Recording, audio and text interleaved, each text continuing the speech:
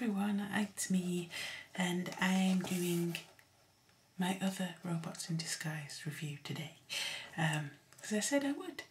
Yay! So yeah, I'm doing Grimlock. There's Grimlock in his green and blackness, which I have to say, I prefer this Grimlock to the movie-verse Grimlock, because although he's not like grey and G1 looking, at least he talks,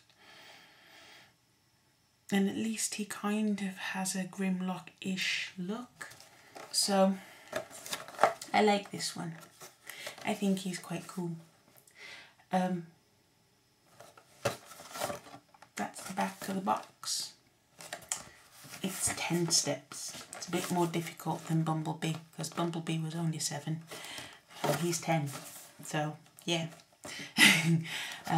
So he has a few more steps on the back of his box, but again, no instructions. All the instructions are on the back of the box. So, and again, it's got the thing about the game, which you can scan through the plastic. Because again, Hasbro put it on the front of the bot in plain sight. So that's another one that you can go to Toys R Us or wherever they are and scan it straight in the store. So yeah, it's very strange. I don't know why they chose to do that, but yeah, it's cool anyway. And I think he just unlocked Grimlock though. Actually, yeah, you unlock his hammer, which he doesn't have. It's a bit sad.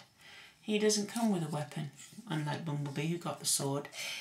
In the game, if you scan him, you get him and you get his big mallet thing. So, yeah, it's a bit weird that they didn't give him a weapon. I don't know why. But anyway, so here he is. There is his face mould, which is very cool. I like it. He doesn't have light piping though, which is sad. He just has painted eyes. But he's nice though. I like it.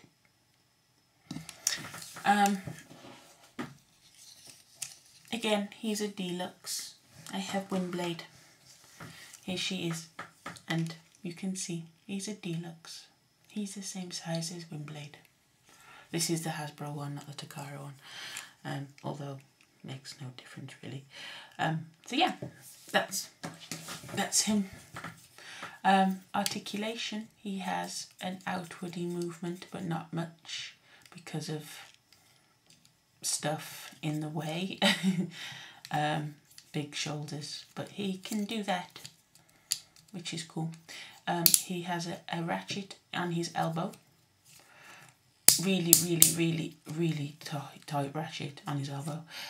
His hand will move in and out, but that's because of transformation. So you can move his hand in and out, but that's about it really. And obviously his arm will do a full 360. He has these little dino arms here, which you can bring out if you want to, or you can tuck them back, but they are on a hinge, so they will move forward and backwards. And then he's got no waist swivel, but he's got, his legs will go out so he can move his arm that way. He can do the splits, and he's got a thigh swivel, and he's got a knee joint, so his knee will move, and he has got, and he has got some feet movement, but not much, and it's because of transformation that they do that. His head will spin, but only one way, which is very strange. No, it will go the other way, which is really stiff. So yeah, it will go both ways. It will go left and right, and it will go a little bit up and not much down, but it will go a little bit up. You can look up slightly. So yeah, that's not too bad. Not too bad. And his dino head's just here at the back, hiding. Excuse me, having a yawn. So yeah, to transform him, it's really, really, really, really, really easy. Like Bumblebee was really, really easy. You want to bring his head over. It covers his head. Just tab it in. There's 2 tabs on the bottom of his head and there's 2 holes in the top here. You just push them in like that. And then you want to fold his arms away, fold his hands away even. So just push them like that and they go inside his hands like that. This kind of, some parts of this remind me of Masterpiece Grimlock, the way that they've done it. It's very, very, very weird, but that's the way it kind of reminds me of that. Right, so you want to come down to his legs now. And this is why I was starting to say it looks a bit like Masterpiece Grimlock. There's 2 bits to his legs, and you pull them apart like that so it goes all floppy. And then you need to bring this up. Now this green bit here hooks in underneath there.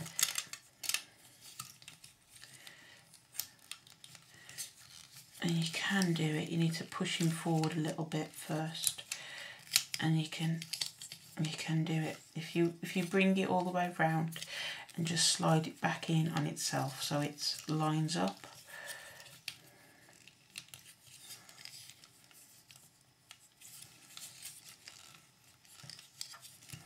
And then there you go. So you've got that shape there, and then do the same on the other side. Just pull it apart. Difference with this one is you've also got a little bit of tail section you need to pull out. So just pull that bit out on the bottom there, and then do the same. Just fold. Oops, turn back around. Fold this bit up, and then tuck that underneath there.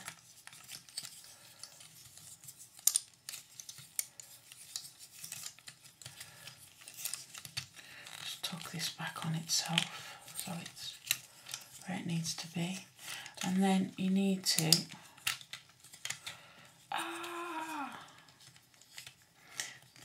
fiddly, there we go. So yeah, and then just tap it all, this tail all together like that, like so, and you've got something that looks like that. So those green bits that were sticking out, they go underneath his armpits basically. That's where they sit. Otherwise it won't clip together. And then his feet, where his feet are, just push them up and they fold in and cover that hole in the back of his head there. So he's looks like that.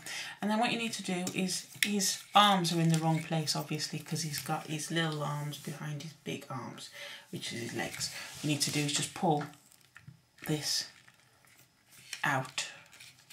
It is tabbed in, and it will come undone when you pull it. There you go. So just pull, and then it's on a hinge. You can see that hinge there. So it does allow you to move these, and then you just need to bring it back like that, and you can angle them however you want to. So there's actually a little tab, which I'll show you on this one. You can move his feet forward. Once you've pulled his arms out, you can move his little arms. There you go, his little arms will come forward then once you've pulled this foot out.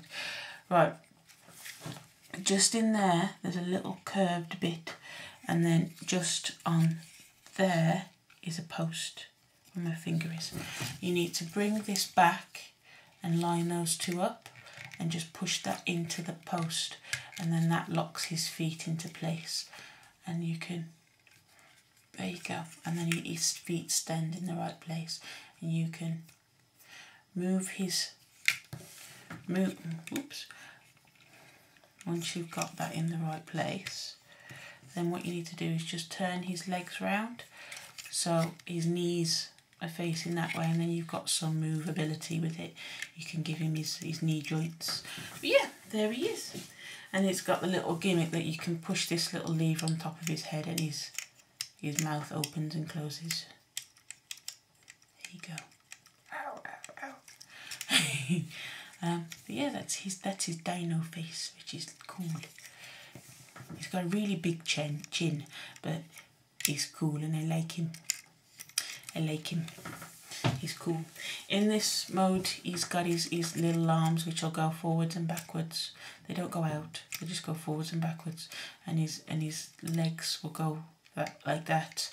And they have the ratchety goodness of the knees. And yeah, that's it really.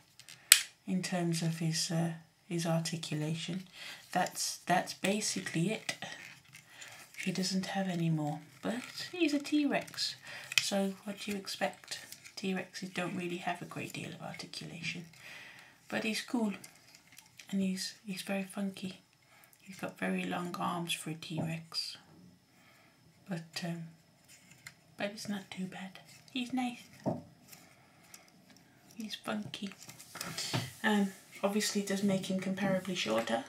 So there's Windblade again. She's now taller than him when he's in dino mode. But he's cool. I like him a lot. I like him better than Bumblebee. I don't know what's going on with me tonight. Yawning and sneezing. So there you go. That's Grimlock.